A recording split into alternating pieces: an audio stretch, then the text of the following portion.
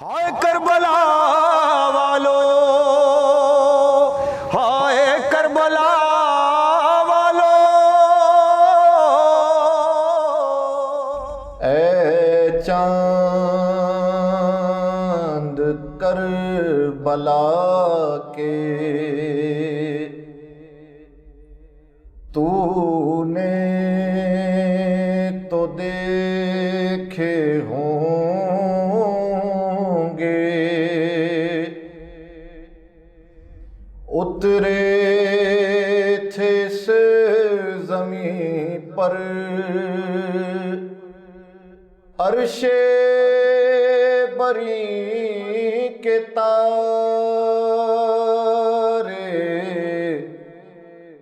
اے چاند جلوہ گر ہے ہاشم کا چاند، یہاں پر خیرات روشنی کی لے لیجیو یہاں سے، اے چاند اس زمین پر رکھیو ہمیشہ ٹھنڈک، سوتے جو ہیں یہاں پر زہرا کے ہیں وہ پیارے، تسلیم و سلسبیل و کوثر کے ہیں یہ مالک، مارے گئے جو پیاسے اس نہر کے کنارے، حر اور حبیب جیسے جاں باز اور احبا مارے گئے یہیں پر انصار شاہدین کے، اے چاند کربلا کے مارے گئے یہیں پر بے دردیوں ستم سے، زینب کے دونوں پیارے، مسلم کے دونوں بیٹے، پامال ہو رہی تھی قاسم کی لاش رن میں، عباس اور سرور چنتے تھے ان کے ٹکڑے، اے چاند کربلا کے۔ ناظرین السلام علیکم ورحمۃ اللہ وبرکاتہ۔ آج 7 محرم کو ہم اپنے پروگرام ہائے کربلا والوں لے کر آپ کی خدمت میں دوبارہ حاضر ہوئے ہیں۔ آپ کا میزبان Syed Ali Kabir Time T V Karachi studio سے آپ کی خدمت میں حاضر ہے۔ ہمارے ساتھ شریک گفتگو ہیں جناب سید علی محمد نقوی صاحب، جو کسی بھی تعارف کے محتاج نہیں ہیں، معروف اور مشہور عالم دین ہیں اور ہمارا فخر ہیں اور ہمارے درمیان موجود ہیں۔ صاحب جناب علی قاسم کے فضائل، مصائب اور ان کی سوانح حیات کو اپنے لفظوں میں بیان کیجیے۔ اعوذ باللہ من الشیطان اللعین الرجیم، بسم اللہ الرحمن الرحیم، وبہ نستعین وہو خیر المعین۔ حضرت قاسم علیہ السلام مولا امام حسن مجتبیٰ علیہ السلام کے فرزند، اور جو بہت مشہور روایت ہے، اس روایت کے مطابق تقریباً 13 سال کی عمر ہے 61 ہجری میں، اور مولا حسن مجتبیٰ جو گئے ہیں تو وہ تقریباً ان کی جو شہادت ہے وہ ہے 50 ہجری میں، اور اس 50 ہجری میں اب آپ سوچیں کہ حضرت قاسم کتنے بڑے ہوں گے. اگر ہم یہ 11 سال نکال دیں، بہت زیادہ ہوئے تو 2 سال، 2.25 سال، اور اگر تیر مان لیں تو 2.5 سال کی عمر تو آپ ایکسپیکٹ کر لیں کتنی ہوگی. اور 2.5 سال کی عمر مثلا اگر آپ سوچیں کہ ہے تو بہرحال اہل بیت کے یا خانوادہ رسالت کے بچے ہونے سے ہٹ کر ہم بات کر رہے ہیں. وہ تو ہم نے کہا نا کہ حضرت اصغر میں کہہ چکے ہیں کہ اگر حضرت علی اصغر کو دیکھ لیں 6 مہینے کے تو وہ تو آپ چھوڑ دیں. لیکن فقط اس وقت حضرت قاسم جو تھے 2.5 سال کے. امام حسن مجتبیٰ کی شہادت سب کو پتہ ہے کہ کن حالات میں وہ کس طریقے سے ہوئی اور کس طرح ہوئی، اور مولا کے ساتھ جو سازشیں ہوئیں تقریباً 10 سال تک، اور امیر شام کی جو موومنٹ یا آپ بولیں یا اس کے جتنے حربے تھے جو خانوادہ رسالت کے خلاف تھے، ان کو بہت زیادہ جو ہے حضرت امام حسن مجتبیٰ نے برداشت کیا.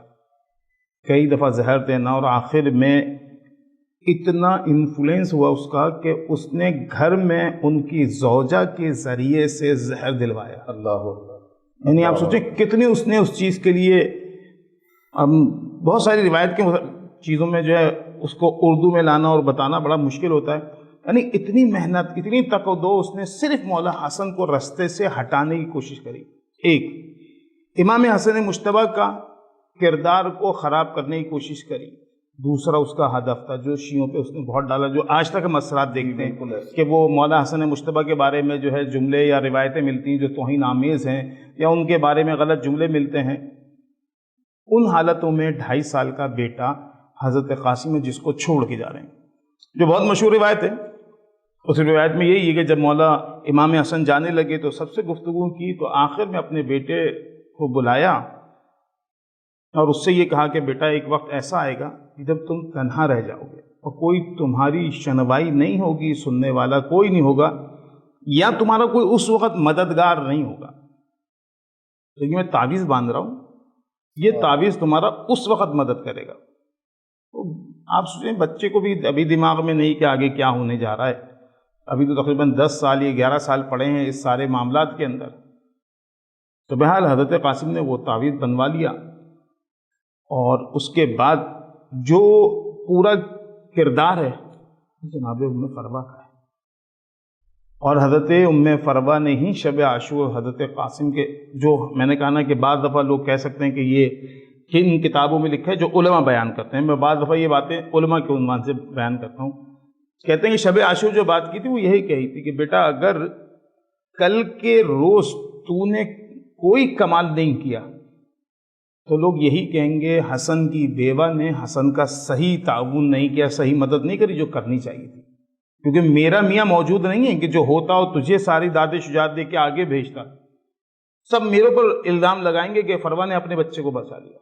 لہذا قاسم تجھے یتیمی کے 11 سال ہو چکے، اب تجھے ہمارے، اب میں نے کہا نا بہت سارے جملوں کو آپ اگر عرفن کے ماحول سے وہ کریں، لے کر آئیں تخیل میں یا اس میں، تو بڑا عجیب لگتا ہے کہ قاسم تیری ذمہ داری ہے، میری ہر چیز کو محفوظ کرنا تیرا کام ہے. کربلا کا حسن تو ہے. ہاں بس، مطلب وہ بھی کیا، ایسے نہیں کہ جملے قاسم تلوار تمہاری بھرپور چلے. ہر ماں کا عجیب و غریب تقاضا تھا کہ بس تلوار اچھی چلنی چاہیے، زبان سے تم نہیں کہنا، رجس خوانی صرف اتنی کرنا کہ فرزند حسن مجتبیٰ ہوں جس کے بارے میں توہین کی گئی. اور اس کے بعد جب ہم نے شب عاشور کے بعد ہم دن عاشور کا دیکھتے ہیں تو جن لوگوں کو سب میں زیادہ مشکل ہوئی، سب میں زیادہ پریشانی ہوئی کربلا میں جانے کے لیے، ان میں سے حضرت قاسم کی ذات اقدس بھی ہے. کیونکہ حضرت قاسم جب جاتے تھے مولا امام حسین گلے لگاتے تھے، پیار کرتے تھے، روتے تھے اور واپسی بھیج دیتے تھے کہ نہیں بہت میرے بھائی کا بیٹا ہے، میرے بھائی کا لال ہے، کیسے میں اس کو مرنے کے لیے بھیج دوں، یہ تو یتیم ہے. ایک بریک لیتے ہیں، بریک کے بعد واپس آتے ہیں، آپ سے کنٹینیو کراتے ہیں. ناظرین ایک بریک کے بعد دوبارہ حاضر ہوتے ہیں. ہائے کربلا والو، ہائے کربلا والو، ہائے کربلا والو، ہائے کربلا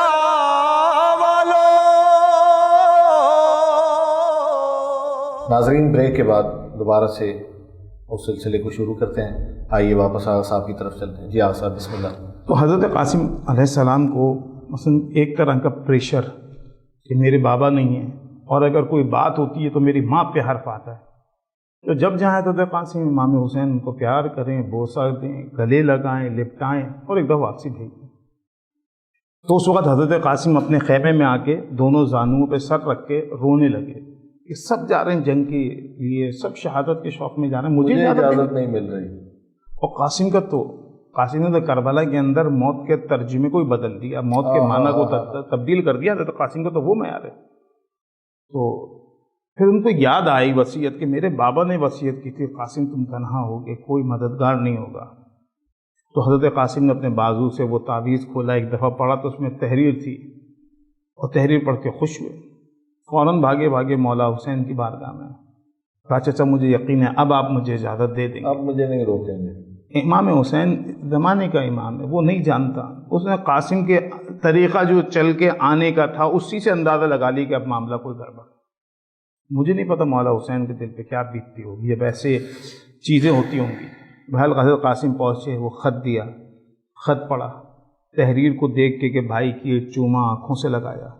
بھیا حسین میں نہیں ہوں گا، میری طرف سے میرا فدیہ قاسم ہے، اس کو اجازت دے دو.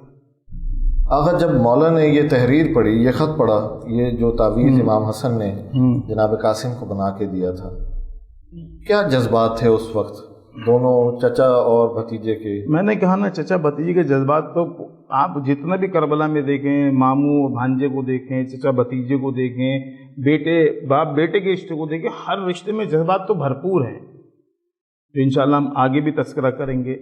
بار بار نہ بھیجنا یہی تو جذبات ہیں. میں نہیں چاہتا کہ اپنے بھائی حسن کی یادگار کی لاش اٹھا کے لاؤں یا میت اٹھا کے لاؤں، قابل برداشت نہیں ہے. سر مولا حسین کا جو لوٹانا ہے واپسی، وہ اس بات کا تقاضا کرتا ہے یا اس بات کا اشارہ کرتا ہے کہ مولا چاہتے نہیں تھے کہ میرا بھتیجا جائے. یہ جو فیصلے کیے مولا نے بہت ضبط کے بات کی ہے.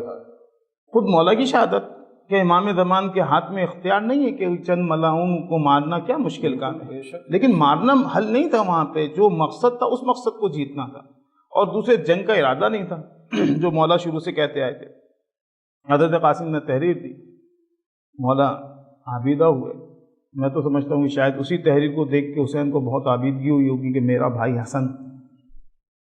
اور روایت یہ ہے کہ بس حضرت قاسم کو امام حسن کا لباس پہنایا گیا، امامہ پہنایا گیا.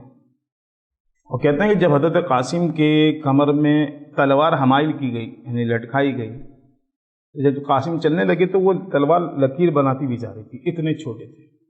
کیا ہوتی عمر. بہرحال جب ذوالجناح کے پاس آئے تو مولا عباس نے سوار کرایا.